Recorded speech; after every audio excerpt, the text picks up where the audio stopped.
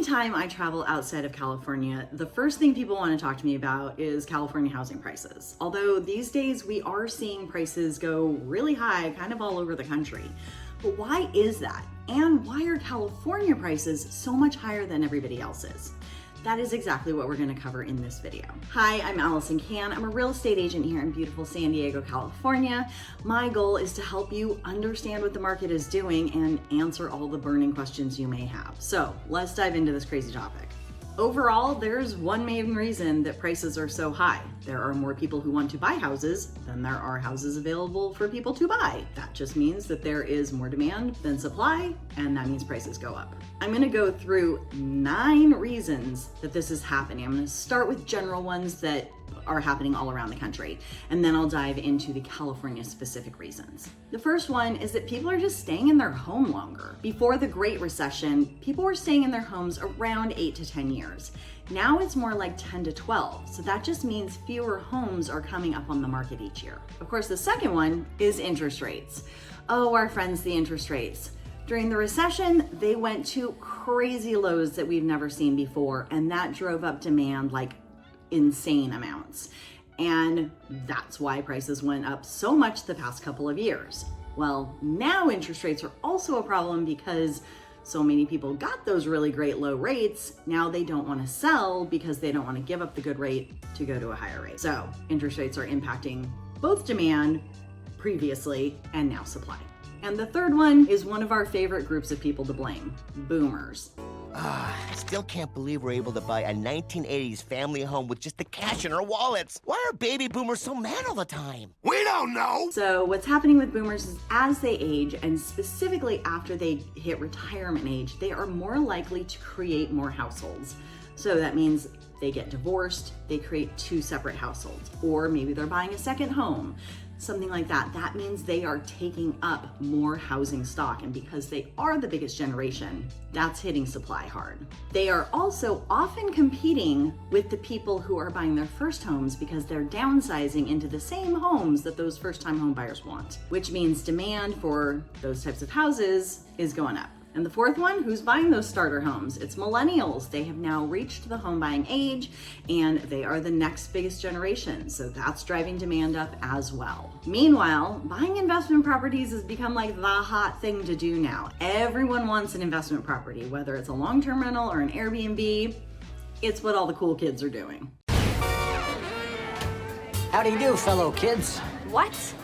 But what that does is it takes those homes off the market so that people who would normally be able to buy them as primary homes can't, because now they're being rented out, which helps the rental market, but it doesn't help the purchase market. So it's taking supply away. On top of that, not only do you have you and I doing that, we have huge companies like BlackRock that have been known to buy up entire neighborhoods and turn them into rental properties. And there are developers who are building neighborhoods that are just for rentals. The sixth one, new construction basically stopped with the Great Recession. And it stopped for about a decade, maybe even more. Because of that, the estimate is we are between like 4 and 6 million homes short of what we need to support today's population nationwide. And as land gets more expensive and we've had supply shortages, which also made things more expensive, it's just making it harder and harder for developers to actually be able to afford to build starter homes. So they have to build higher end homes, which is not necessarily what we need. We need more starter homes. Zoning is another issue that builders often come up against. And even as builders have started to come back building things, they've come up against the next issue, which is zoning and zoning restrictions. And the restriction is that if you're in a residential area, if there's a house there can only be one house there. But what they want to build is townhouses to put more people in an area and to keep the price point of the houses down so that people can buy them as a starter home. But if they're not allowed to, then they can't build them. This is actually a big reason why California has now passed a law where Homes that are zoned residential can put an ADU or accessory dwelling unit, basically a little rental unit, in their backyard if there's room to do so. Okay, now going into the more California specific ones. And the first from that is property taxes. In 1978, Prop 13 was passed. And what this did is it capped property taxes at 1%.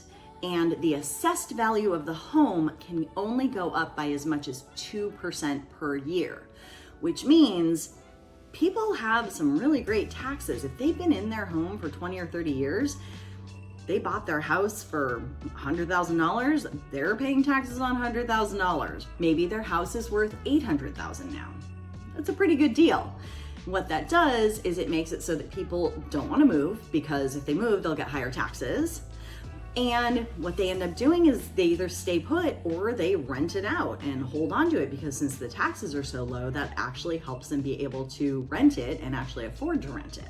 The eighth one is capital gains, and we see this a lot in California. When I lived back in Atlanta, this really wasn't a thing because the houses back there were at a lower value, so it was really hard for them to hit the point where there would be capital gains. In California, that's not so hard to hit that. And a lot of people I talk to feel like they're stuck in their homes because they don't want to pay the capital gains.